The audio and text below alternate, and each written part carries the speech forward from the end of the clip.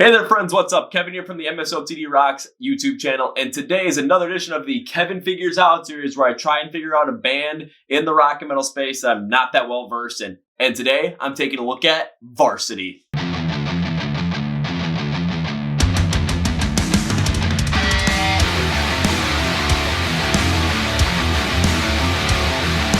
Before we get started though, please follow MSOTD Rocks on places like Facebook, Twitter, and Instagram. You'll get the 30-second song of the day feature on all those platforms. It's a brand new song from an older artist or from a brand new artist that's emerging the scene today to really just increase your knowledge of what's going on, increase your musical library, and go from there. We also post anytime anything gets released on there, any updates, and also a lot of questions on there as well. It's a great place to connect with us. Anytime you comment, we'll try and comment back. Well, I'll try and comment back because I'm the only one that does it.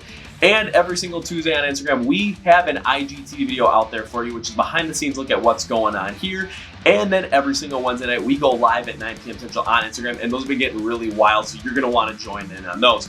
Please also subscribe to this YouTube channel because not only are you going to get the Kevin Figures Out videos, which we're going to be doing a lot more of, you also get our older album reviews and still some of the newer ones as well. Other videos about emerging bands in the scene today. You'll also get different top 10 lists. And of course, you can always go back and check out our year-end awards and see what we thought was the best and worst from 2018, 2019, and 2020. And video-wise, this is where the Chord Progression podcast lives. It is our very own podcast where we're interviewing all the upcoming emerging bands in the scene today, and a lot of, getting into some more of the heavy hitters as well. We're going to interview bands like From Ashes to New, Dream Shade, the Dead Deads. We've done Rot twice. We've had King Collapse on 3 times, GFM on 3 times. That's going to be like an annual thing for us. And plenty more for you to get into. We have a lot more coming up, a lot of great ones that I want you to check out. You can watch every single episode right here on this YouTube channel, or if you want to listen, you can listen on Spotify, Apple Podcasts, and iHeart. Link description below for everything, so like, share, subscribe, tell all your friends, tell your neighbors, heck, tell your Tinder match. Let's go! Let's go! So why is VRSTY my pick for this one? And there are 3 major reasons. One is on the SiriusXM Octane fan group page I'm a part of on Facebook, 20,000 strong. Thank you, Mr. Joe Alfano. VRSTY has seen a lot more pickup, especially on SiriusXM as well, with the Cloud City EP being played a lot more. I've been seeing that pop up and I thought, let's give it a shot. Plus, with that pickup steam, I thought this is rather similar to what I saw with Spirit Box when I did their Kevin Figures Out video. So I'm like, you know what? This seems like a great way to really jump into 2021 with this band to see how they've been picking up steam and if they can continue it throughout the rest of the year and going forward.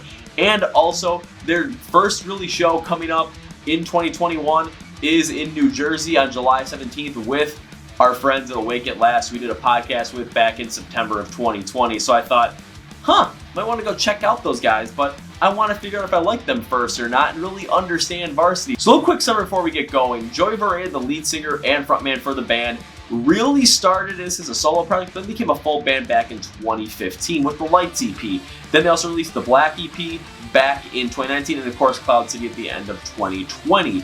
And they're talked about as this post-hardcore R&B infusion. So I'm like, this is definitely interesting. Let's see what happens. So how's this rundown gonna look? The rundown looks like this. First, I'm gonna go through all their music, all 3 EPs, and really figure out if I like it or not. Then I'm gonna go through their Image and Gimmick, see if I like what their look is, see if I like what makes them special, and of course take a look at live videos I can find on YouTube as well to really get a look at if I wanna go to their live shows or not, see if it really fits with my kind of style, my kind of vibe.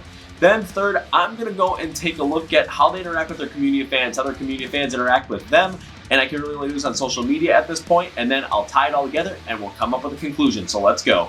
Now let's get busy! Alright friends, it's time for me to start listening to VRSTY, so let's roll.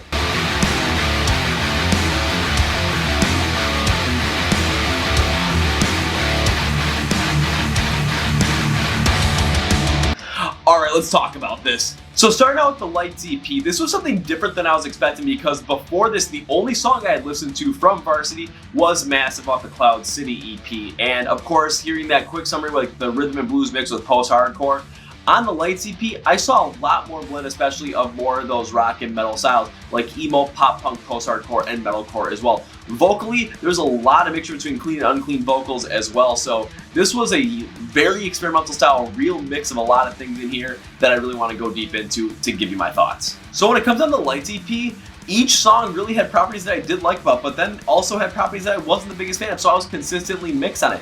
Taking a look at the vocals though, I thought on the Lights EP, the clean vocals had this more of this like whiny kind of feel to them, especially in the sound, that I necessarily wasn't the biggest fan of a lot of times in how they mixed the instrumentation. But when they were complemented with other unclean vocals, kind of accenting them or going back and forth like in a call response kind of style, that kind of contrast I thought for the most part really did work out well. Enemy of the State had this harder sound to it that I really didn't like, but the whiny kind of clean vocals really didn't fit in there with what I was hoping for. Monster, on the other hand, did have this more of this like higher pitched guitar tone, and those whinier vocals really did work out well in the clean sense because it reminded me of that Sleeping with Sirens Pierce the Veil kind of sound, a little bit of a harder drumming sense. So I was like, okay, you know, this is what I'm liking about this in terms of how it was mixed. Alien had rougher, clean vocals on there, so they weren't necessarily as whiny, and I thought it was a fantastic move.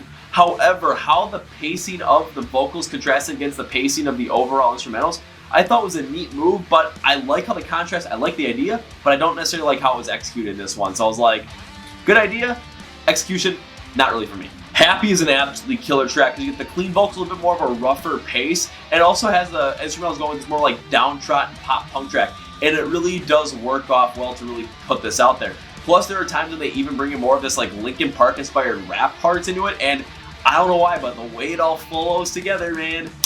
I did say flow, but the way it flows together, ooh, is it good. Southeast Exchange or Sex, this is probably my favorite song on the whole entire EP, just because they take a lot of those like post-hardcore, metalcore sounds, a lot heavier, a lot more amped up sounds, and the clean vocals. This is where the contrast works out so well. This track is absolutely fantastic. So vocally, again, we're kind of like, there's parts I like, there's parts I don't like, but again, I'm liking the experimentation on all of this. Instrumentally, it was pretty much the same thing, especially with all the different styles being blended in there. Take a look at Monster once again, that cleaner kind of style and the whiny style and the vocals.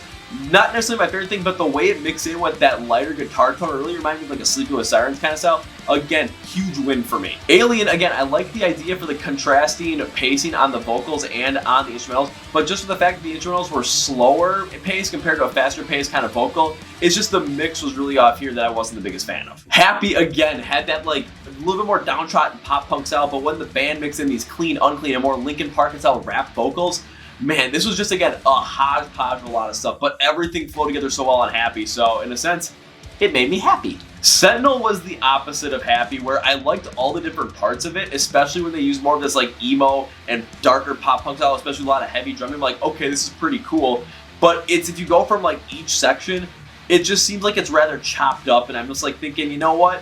I love the idea behind this, but the construction of it is so off base in my opinion. I'm like, you know what? I love where the head is, but it's just not fully there.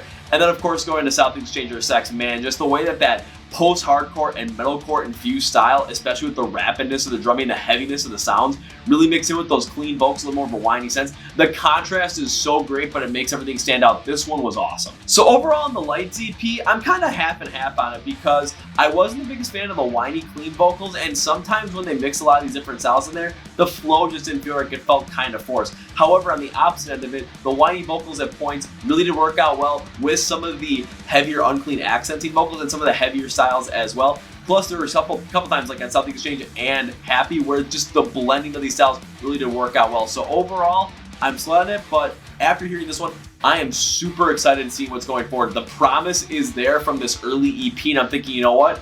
I can't wait to see how the band grows from here. So now on to Black, and when I took a look at this one and listened to it, I saw a lot of the same things I saw within Lights. Again, the blending style with the vocals with all different sounds, but also they brought in some more of these pop-oriented, R&B-oriented, and electronic-oriented sounds to really blend into everything. So it's kind of like they're expanding their reach here a little bit, but not fully. Let's go into some of these songs and let's really take a look and see how this worked out in my opinion. When it comes to the R&B, electronic, alt-rock, pop kind of more infusion on this style of EP, I wasn't necessarily the biggest fan of it, but then again, you gotta remember in context, I love punk rock, hard rock, metalcore. I love the raw visceral sound. I love how that raw energy really brings forward the emotion on all these songs. So again, take this with a grain of salt, but again, here are my thoughts. I Lucy had this powerful, heavy drumming in there that I really liked. However, there was more of this like electronic pop feel over the whole entire track they really contrasted against it, but then again, it kind of drew away from the power of that drumming.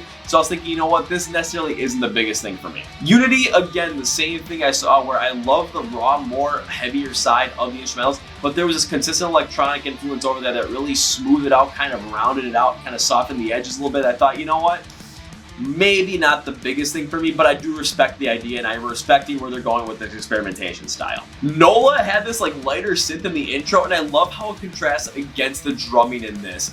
Over time though, it does feel a little bit choppy, but the way that I've seen VRSTY working with this overall style, man, I'm starting to see some great things with this blending, and I'm thinking, you know what?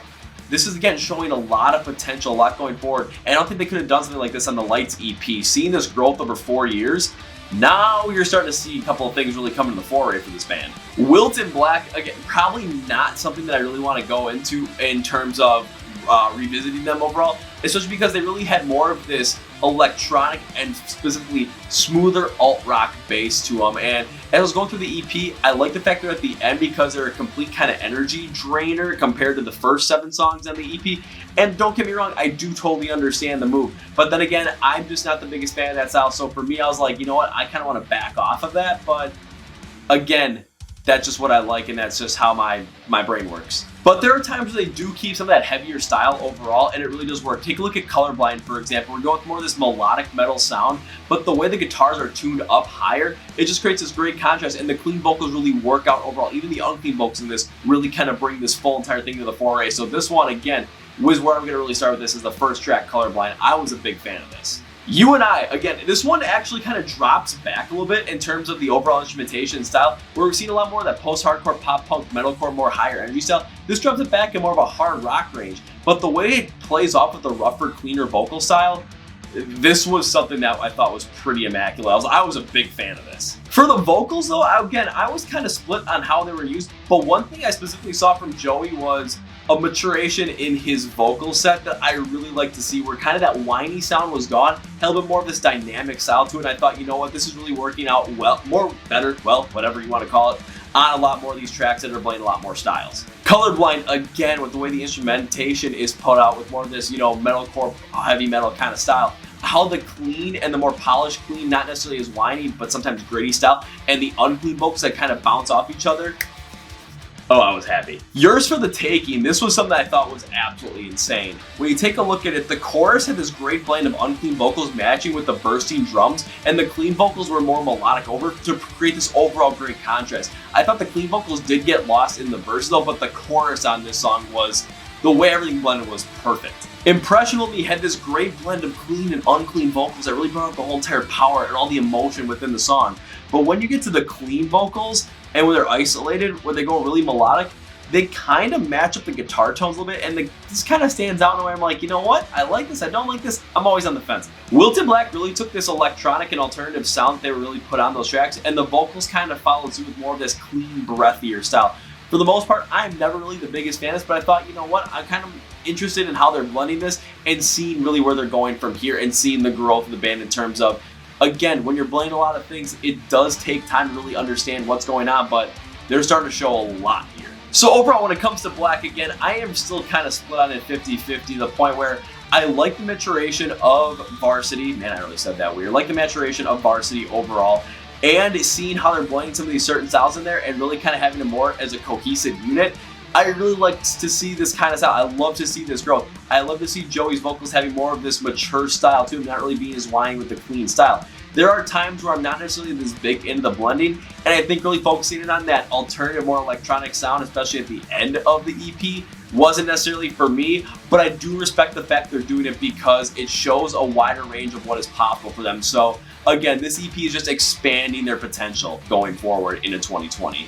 Cloud City. When it came to the Cloud City EP, I was seeing that the band was kind of starting to go more towards that mix of like more R&B stuff, more alternative rock stuff, and with the post-hardcore stylings that I thought, you know what, I'm kind of seeing this continuation from the Black EP, but it isn't necessarily what I was hoping for personally. But then again, I kind of said that in the context part of this. You know where my head is at when it comes to me liking punk rock, hardcore, metalcore, and some post-hardcore stuff. So really trying to dive deep into this. Again, with the Cloud City EP, there was stuff I did like on it, don't get me wrong. Massive is an absolutely great track because it takes this heavier bass and also mixed with the electronic stuff to really create more of this like hard rock, also post-hardcore vibe. And the way it works out, in my opinion, rather well. But then when you have the clean and unclean vocals constantly bouncing off each other in this, especially in the chorus, it is just an energetic powerhouse. And I'm like, you know what? I can see why a lot of people love this song. Dig has this synth over it, especially the beginning part of the song. I'm like, oh man, this might not necessarily be for me. But as I went through the song a little bit more, I really did end up liking it a lot more, especially with how that synth and the lighter layer of it really contrasted well against the hard rock sound. It really complemented the cleaner vocals on this part. It was just something where I'm like, you know what? This is why I listen to the music full way through a couple of times, because there might be something I missed after the first time.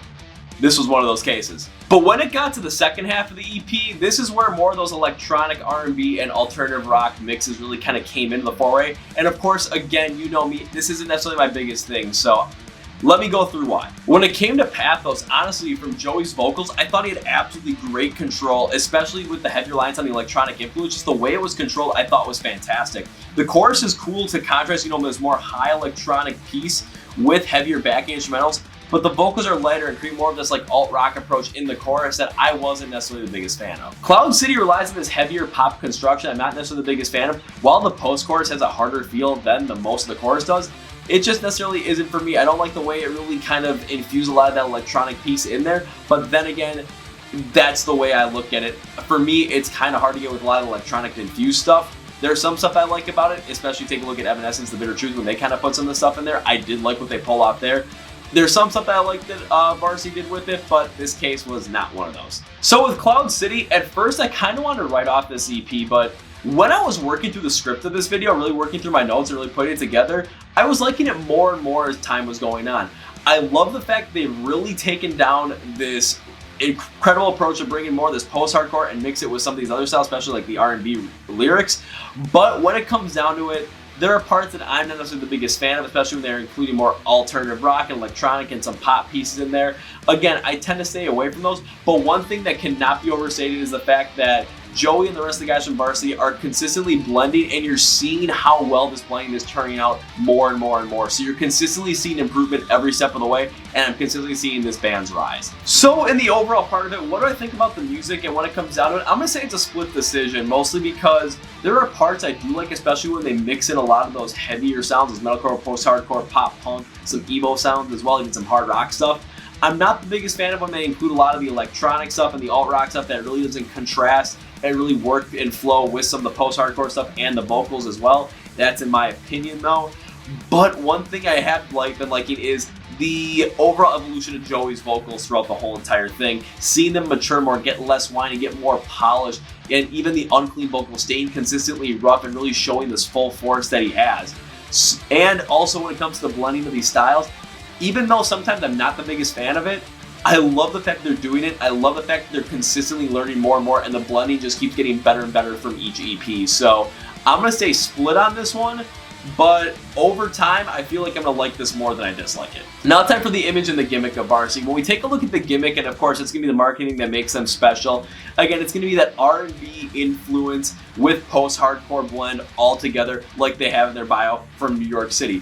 And I just went through this whole entire thing in the music section, so I'm not going any deeper into this, because if you want to check it out, go back and watch the whole first section of this video. But what about the image? And the way I kind of looked at the image, taking a look at different videos, different pictures of the band to really see what they're presenting in terms of just their front image, I'm seeing this kind of like athletic, modern, a little bit of a hipster, but also, pop punk, post-hardcore, mid 2000s, late 2000s, early 2010 vibe. There's a lot to take in, but let me explain. Take a look at the profile pic they have from the Cloud City EP. You're taking a look at Joey, has the beanie on, has the gauges. So I'm really kind of thinking, of course, a little bit more of that hipster style, especially I've seen that a lot with the beanie. The gauges, again, take me back to that late 2000s, early 2010s.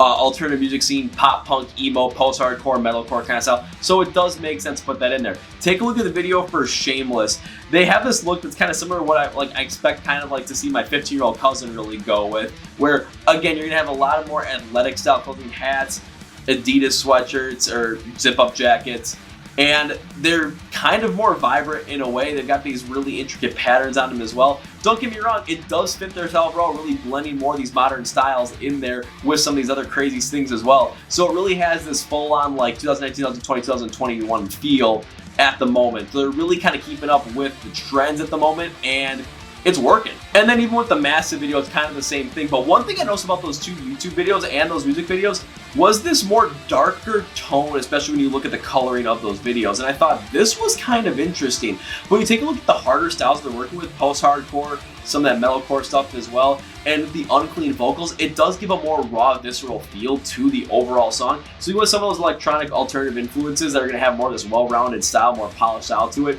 It still gives off this gritty, more raw feel that someone like myself absolutely loves. So, of course, I have to see what happens when they play live. I want to see this happen, but the first chance I'll end up getting is potentially in July of 2021 when they play with Awake at Last. Hopefully I get to go to that. But, of course, got to go to YouTube to look up live videos from 2018 and 2019. And what I saw in those live videos from the ones I could find were two kind of separate things. When they were playing with songs that had more of that bass and the post-hardcore, metalcore stuff, a lot of unclean singing in there as well, mixed with clean singing. It really reminded me of a lot of the great like post-hardcore bands that I've seen over the past 2019 basically, I'll put it that way. Some of the more metalcore bands as well. Just the energy, the raw, visceral sound. They really take it on stage and really showed out there. So I'm thinking, you know what? This is something that could induce a pit, and I am all for it because the energy from the guys, especially Joey, really does bring this out. Now when they play some of those more softer, more alternative, more electronic, more R&B, more pop-based kind of styles, of course the crowd isn't going to be necessarily as feverish. They're going to be a little bit more drawn back. They're going to be a little bit more just reflective of what's going on, really just kind of taking it in the moment. And I can kind of get behind that, but for me to really get behind that, especially if we're going to go with all this blending style, the set list basically has to be curated to that. I've spoke about this with Rise Against, where it's just, I've seen them where they consistently can build and build and build, and then it seems like when the crowd just needs a little bit of a break, they bring it way down and do like Swing Life Away, Hero of War, People Live Here, and it just gives people that break before you go right into the end of the show. It really does work out well, and if VRSTY can end up really creating a show like that, especially for someone like myself, man, that would definitely be something that I would be down for. So when it comes to the Image and Gimmick, where do I sit on this? I'm going to go again with split decision, go with 50-50 on this. Main reason for this is because when I take a look at the Gimmick, again, it's all about the blending of the musical styles, and I spoke about them in the music, so I'm going to stick with the split decision on that one. The image-wise, I totally understand the look, I totally understand the feel of it. It isn't necessarily something that I'm going to closely associate with, but I totally understand it in the context of the overall music that VRSTY has. Their live shows though, again, I'm gonna like the heavier stuff. I might not necessarily be the biggest fan of live shows when it comes to the soft stuff, but if they're able to create a full-on set that really takes both styles, put them out in the forefront, and flows together really well, man, this will be something awesome. So it's kind of like split decision with kind of more leaning towards the yes mark. Not to take a look at the community of fans and how the band interacts with them as well. And of course, gotta go online, gotta go to good old social media for this. And when it comes to the band's pages, especially on Facebook, Twitter, and Instagram, you're gonna see a lot of the same stuff in their posts, where Facebook right now has about 20,000 followers, Instagram about 2.7, no, I'm sorry, Twitter 2.7, Instagram 11.1 thousand. And they're gonna be posting a lot of stuff about the band, about like different shows, different new music, different things that are going on. Again, being more of this front for what's going on, but of course, I can't take that fully into effect. What I have to take a look at is A, how the fans react to these posts, B, how the band works with these fans to react to these posts, and of course, C, how Joey himself works with this. So when it comes to Facebook, one thing I did like about this was when you take a look at the way the fans comment on stuff, they really show a lot of support, a lot of happiness, especially because, you know, we're getting live music to come back at some point in 2021. But the biggest key I saw here was the way the band interacted with certain people, especially on their announcement of the show with Awake at Last. Hey, Vincent Emron, how's it going? And the way that Joey even commented on some of this stuff from his personal page. Again, that creates this great connection from fan to band and from band to fan as well.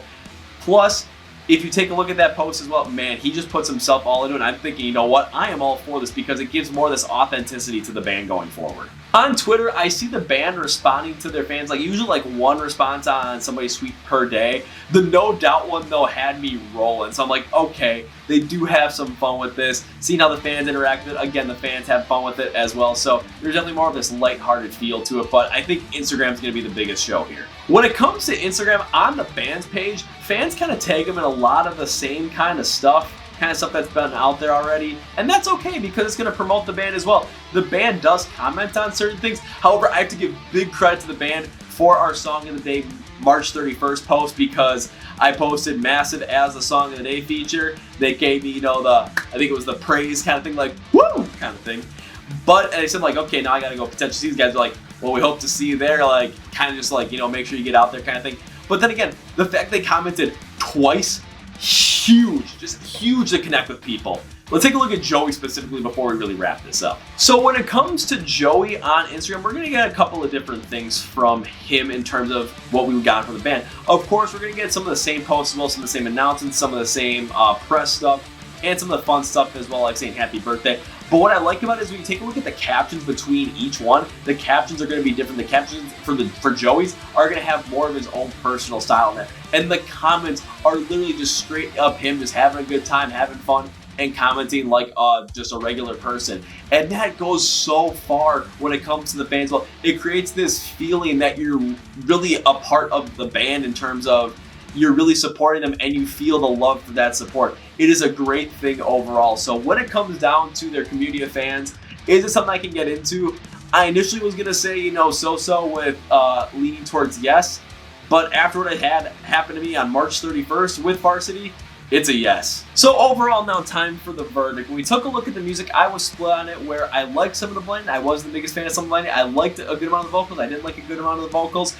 But in the end, I loved and respected especially what they were doing, and I love the maturation of everything going forward. So again, still split on it, leaning towards yes. The Image and the Gimmick, again, Gimmick we saw, again, with the music, with all the blending stuff, so again, split decision. Image, not necessarily something that's fully for me, but something that's not going to completely take away from music. Live setting though, again, I'm going to like the harder stuff over some of the more alternative electronic R&B mixed in stuff. However, if you create a great set list that really takes the ebb and flow from every little piece of it, you got to potentially create a great show overall, full on. Social media wise and their community fans, how they interact with them, it's a big win right here. So when it comes down to the overall, initially I was going to say jury's out. And I thought you might think I might say that too, because especially with the music. However, as I was going through this and really writing this up, I was gaining more and more appreciation for VRSTY, and I kind of want to go back to the Lights EP and some of the stuff on Cloud City as well to really get into it a little bit more. And the more and more I listened to it, the more and more I started liking, the more and more I started respecting and really understanding more of that blend style in there. And it got me excited to see what VRSTY is going to do next. It makes me want to go see them play live with Awake at Last. So, do I like VRSTY? The overall verdict is yes. And Joey, here's a little call out to you. I'd love to have you on the Chord Progression Podcast, talk about all this kind of music with you, talk about what you got going on for the rest of 2021, and I hope to see you in July with Awake at Last. Also, again, hey Vince and Imran. So that's gonna be it for me today, guys. Thank you for watching this video. Next week, we're doing Kevin Figures Out Era, and I hope you guys enjoyed this one. This is Kevin from the MSOT Rocks YouTube channel. Don't the hat flip. Okay, I kind of had to catch assist, but see ya!